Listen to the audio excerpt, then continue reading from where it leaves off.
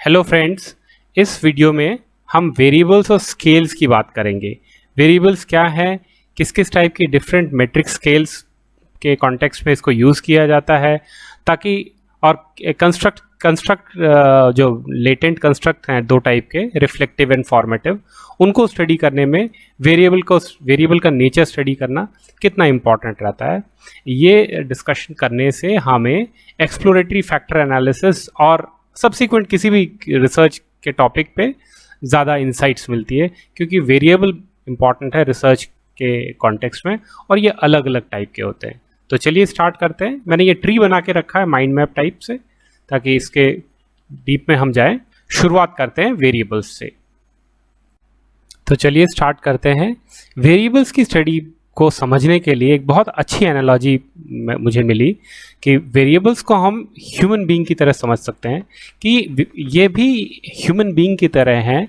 इनके भी नाम होते हैं, इनकी फैमिली होती है, इनके रिलेशनशिप होते हैं, इनके भी नॉर्म्स होते हैं। जैसे ह्यूमन सोसाइटी में कोई फादर एक पर्सन है, सन एक पर्सन है, और उन दोनों के बीच का relation father son relation, right, husband wife, mother daughter, so on and so forth. तो वैसे ही सारी रिसर्च में हम इन वेरिएबल्स को नाम देते हैं, उनको स्टडी करते हैं, उनके रिलेशनशिप को स्टडी करते हैं, और जब उस रिलेशनशिप को स्टडी करते हैं तो वो इस्टेब्लिश करते हैं हम मॉडल के थ्रू।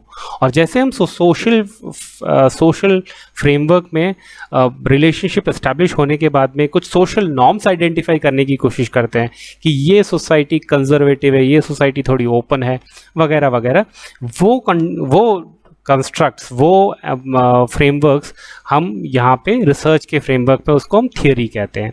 तो एक समरी, वेरिएबल्स भी ह्यूमन बीइंग की तरह हैं, उनके भी नाम होंगे, फैमिली है, रिलेशनशिप है, नॉर्म्स हैं। उन रिलेशनशिप को रिसर्च के कॉन्टेक्स्ट में हम जब स्टडी करते हैं, that is the area when we say that we are studying the model of that research, or we are trying to establish a model, and subsequently we move towards formulating a theory. अब main classification जो हम ज़्यादातर देखते हैं, बहुत ही common classification dependent और independent variable का। एक वेरिएबल, एक या अलग अलग वेरिएबल इंडिपेंडेंट हो सकते हैं, वो सब मिलके एक डिपेंडेंट वेरिएबल पे या मल्टीपल डिपेंडेंट वेरिएबल पे क्या इम्पैक्ट डालते हैं। अब इस कॉन्टेक्स्ट में एक इम्पॉर्टेंट टर्म आती है, इनफैक्ट दो इम्पॉर्टेंट टर्म आती है, उनके बीच का रिलेशनशिप, डिपेंडेंट और इंडिपेंडेंट के बीच का जो रिलेशनशिप है, इस रिलेशनशिप को अगर हमें ये पता है कि ये डिपेंडेंट है, ये इंडिपेंडेंट है, तब तो इस रिलेशनशिप को हम बीटा से रिप्रेजेंट करते हैं, otherwise it is called R, right. This relationship is affected by the intervening variable. अब इंपॉर्टेंट बात यहाँ पे आती है कि ये रिलेशनशिप इफेक्ट हो रहा है। अभी अब नेक्स्ट की बात कर रहे हैं, ये रिलेशनशिप इफेक्ट होगा, ना कि ये वेरिएबल्स इफेक्ट होंगे। एक और एनालॉजी, जैसे हम नॉर्मल रामायण महाभारत की एनालॉजी लेते हैं। रामायण महाभारत में मल्टीपल प्लेयर्स थे, लेकिन मामा शकुनी या फिर दासी मंथरा ने उनके ब्रदर सिस्टर होने के उस चीज़ को इफेक्ट नहीं किया, लेकिन उनके रिलेशनशिप को इफेक्ट कर दिया। रिलेशनशिप को क्या इफेक्ट किया? एज इंडिविजुअल उन वेरिएबल को इफेक्ट नहीं किया है, उनके बीच के रिलेशन को स्पॉइल कर दिया, डाइल्यूट कर दिया, एनिमिटी की तरफ ले गए। यहाँ ये वो जो रिलेशनशिप की स्टडी वाला जो पार्ट है, ये हम इंटरवीनिंग वेरिएबल्स में स्टडी करते हैं, राइट। तो यहाँ पे उन डिपेंडेंट और इंडिपेंडेंट वेरिएबल की बात नहीं कर रहे हैं, उनके बीच की रिलेशनशिप की जब बात करेंगे तब हम इंटरवीनिंग वेरिएबल के कॉन्टेक्स्ट में बात करेंगे। तो एक बार, yes, this relationship is affected by intervening variables, okay, it is called R if we do not know, and if we know then it is beta. अब यहाँ पे ये बीटा और यहाँ पे रिप्रेजेंट किया है। आई होप यहाँ तक की चीज़ क्लियर है। चलिए एल्स वीडियो पॉज कर दीजिए, रिवाइज कर दीजिए। अब हम इंटरवीनिंग वेरिएबल्स की बात करते हैं। इंटरवीनिंग वेरिएबल्स मीडिएटर भी हो सकते हैं, मॉडरेटर भी हो सकते हैं। है क्या ये? Once again, they do not affect dependent and independent variable. ये इंडिपेंडेंट और डिपेंडेंट वेरिएबल को अफेक्ट नहीं करते हैं। ये शकुनी मामा जो है कौरव और पांडव को अफेक्ट नहीं कर रहा है, कौरव और पांडव के बीच में कड़वाहट डाल रहा है, राइट। लॉजिक समझिए, they affect relationship between dependent and independent variable, right. Shakuni मामा ने कौरव को बड़ा भाई और पांडव को छोटा भाई नहीं बनाया, या मंथरा दासी ने राम और भरत के बीच के अंदर सीनियरिटी नहीं डाली कि ये बड़ा हो जाएगा, ये छोटा हो जाएगा, या ये डिपेंडेंट हो जाएगा, वैसा कुछ नहीं किया। उनके बीच के रिलेशन को, उसको कड़वाहट डालने की कोशिश करी, एंड सब्सिक्वेंटली वो रिसर्च में आगे हम उसी एनालॉजी को रिसर्च में ले आते हैं। तो हम देखते हैं कि ये बीटा को स्टडी कर रहा है। They are called intervening variable, whether it is mediator or moderator, they are called higher effect variables, क्योंकि ये higher level का effect करते हैं, इसलिए इनको higher effect variables कहते हैं। अब देखते हैं mediator क्या है और moderator क्या है। Just a minute. Yes.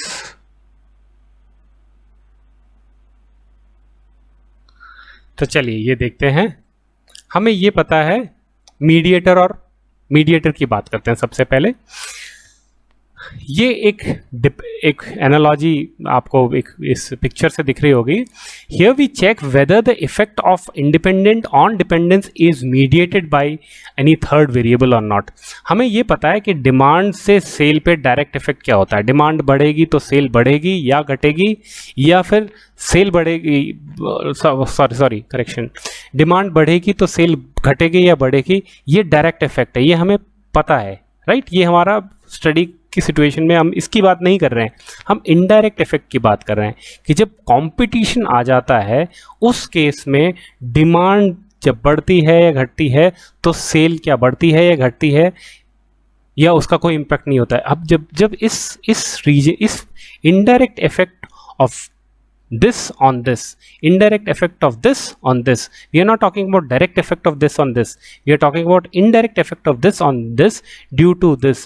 In that context we are in a situation where we study mediation effect.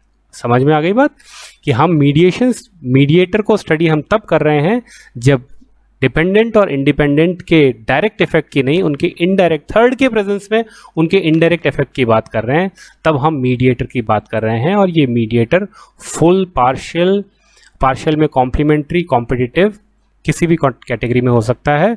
और ब्रीफ समरी के बाद में हम तुरंत इस नेक्स्ट पार्ट पे जाते हैं, मॉडरेटर पे। Just a minute. मीडिएटर के बाद में हम मॉडरेटर की बात कर रहे हैं। मॉडरेटर के कॉन्टेक्स्ट को समझने के लिए ये एक एनालॉजी एग्जांपल है कि सपोज ये 3 इंडिपेंडेंट वेरिएबल्स है, independent variable 1, 2 and 3, motivation, demand and competition. इन तीनों इंडिपेंडेंट वेरिएबल का इस डायरेक्ट वेरिएबल के ऊपर जो होने वाला इम्पैक्ट है, इसको रिप्रेजेंट किया है बीटा 1, बीटा 2 एंड बीटा 3 से, राइट। अब हम यहाँ पे बात कर रहे हैं बीटा 1, बीटा 2, बीटा 3 की बात नहीं है। यहाँ पे मेन मॉडरेटर में जो स्टडी कर रहे हैं, मेन इफेक्ट सिटी के कारण बात कर रहे हैं कि क्या बीटा 1, बीटा 2, बीटा 3 सिटी ए और सिटी बी में, आप समझिए इस बात को, यहाँ पे इसकी बात नहीं कर रहे हैं, यहाँ पे सिटी के कॉन्टेक्स्ट में कर रहे हैं कि क्या ये beta 1, beta 2 and beta 3 city 1 और सिटी 2 या सिटी ए और सिटी बी के कॉन्टेक्स्ट में चेंज होता है या नहीं। जब इस टाइप की स्टडी कर रहे हैं then we are talking about moderator. It studies whether various beta changes for different cities, that is beta 1, beta 2, beta 3 same for city A and city B or not, right. City has nothing to do with dependent and independent variable, but with the relation between independent and dependent variable. Moderator focuses on beta only.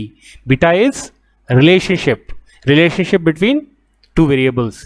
If it is known that they are which is independent, then we call it beta, otherwise we call it R, right. तो यहाँ पे हमें पता है कौन dependent है, कौन independent है, इसलिए हम बीटा का बात कर रहे हैं। और मॉडरेटर के कॉन्टेक्स्ट में हम बीटा की बात नहीं, बीटा के अंदर जो चेंज आ रहा है अलग अलग सिटी के कारण, it does not focus on the variables, it focus on change in beta, right. It is only categorical like city. Moderator can also be non-metric. In that case we call it interaction rate. Let me get back to the main map.